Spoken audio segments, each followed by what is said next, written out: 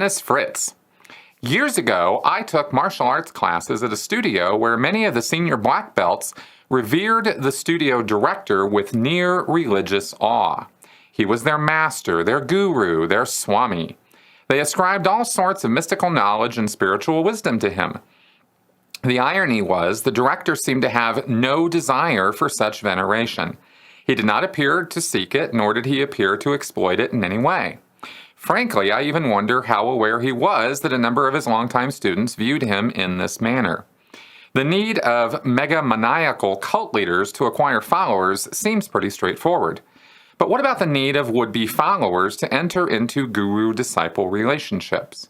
There do seem to be people in the world who have such a need. What role, if any, do you see that playing in cult formation? Great question, Dennis. Thank you very much for asking me this, because this is a key part of the whole picture, and not something that, of course, is readily apparent to people when they are first coming out of cult situations or abusive relationships or situations where they've been taken advantage of physically, mentally, spiritually abused. They look at the person the abuser as the person who created the relationship, maintained it, was responsible for sustaining it, and of course laid in all the abuse. And rightly so. There's no effort here in my answer to this question to say that an abuser is not an abuser. However, it is an abusive relationship. That is the fundamental basis of a destructive cult. Narcissistic relationship, same mechanisms are at play, and it takes two to play that game. So how does this figure in? Well, there's all kinds of levels you could look at this at. We all are social creatures. I mean, let's just be really straight up that we all have a need for sociality, for getting along with other people. No man is an island, and if you get stuck out on an island, you're going to find out real fast just how badly your survival depends upon your interaction with other human beings. It's really in our DNA, literally. So how does that work? Well, our social skills or our social skill set is actually what enables human beings to be the dominant species on this planet and to have taken over and live in inhospitable environments, conquer other creatures or situations that otherwise would be completely unconquerable or unmanageable by ourselves, right, as individuals. We could never take out, very, very, very few of us, I guess I could say, could individually take out a lion.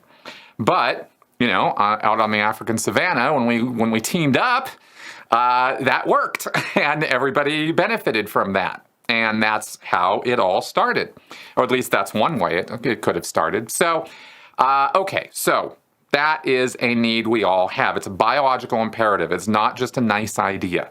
We need to be able to interact with other people. We need to be able to get along. Now, how the cult leaders obviously take advantage of this. You've presented a situation where a potential cult situation could exist in a martial arts dojo, and definitely this kind of thing happens all the time. But what happens when the leader is not a narcissistic, nut job and a person who, craves domination over other people, and yet he's building up a bunch of followers who are granting him a ton, or her, works in either way, who are granting that person maybe more authority or putting more value on that person's statements or ideas or beliefs than maybe is healthy for them. Well, that's where you get to the other half of the cult equation, where you have followers. Followers have taken that need for the sociality, for a social, existence, and they go all in on it. Okay, I mean, if you're looking at what's going on in their head, they're looking for, there's lots of different appeals. There's lots of different things they could be looking for. Approval would be one. Recognition. I mean, for some, just being able to be recognized as a person is itself, some people have had a real hard time with that in their life.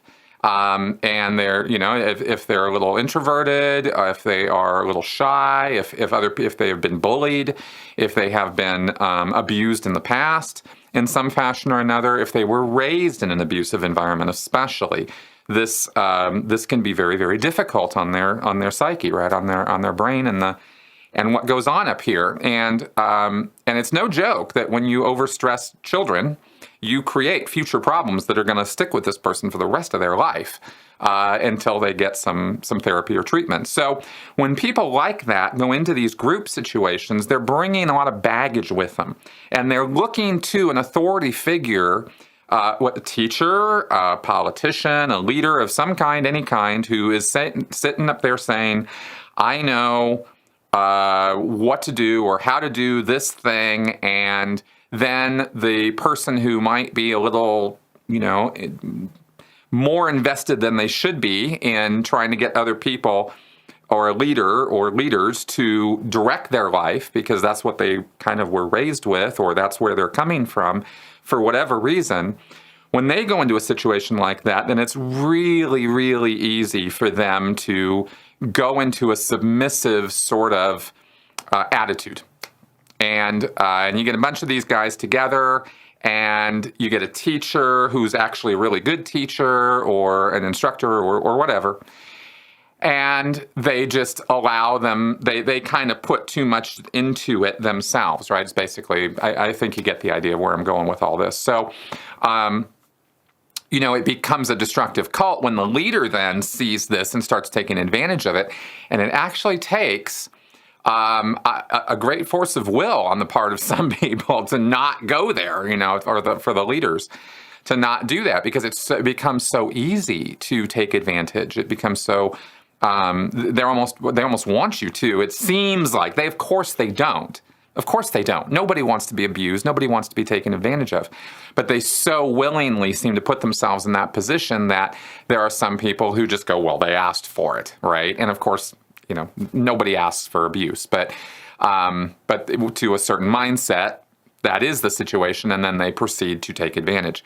It sounds like in this situation you brought up, Dennis, you had somebody who I doubt that this martial arts studio director you're referring to here was completely oblivious to what was going on.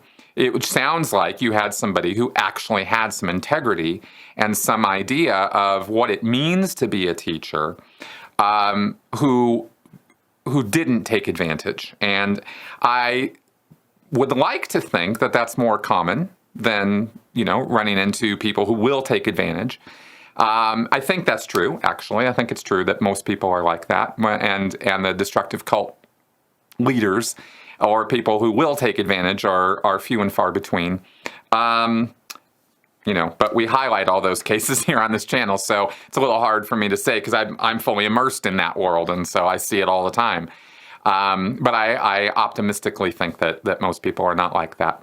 And of course, a good teacher or instructor is going to know that this kind of thing can happen. They're going to be aware of this fact, right? It really should almost be part of the teaching of teachers or instructors that, hey, don't take advantage of your students, right? And I've seen that, and that's being an ethical leader or an ethical teacher, and we should encourage that kind of behavior because it's what we want.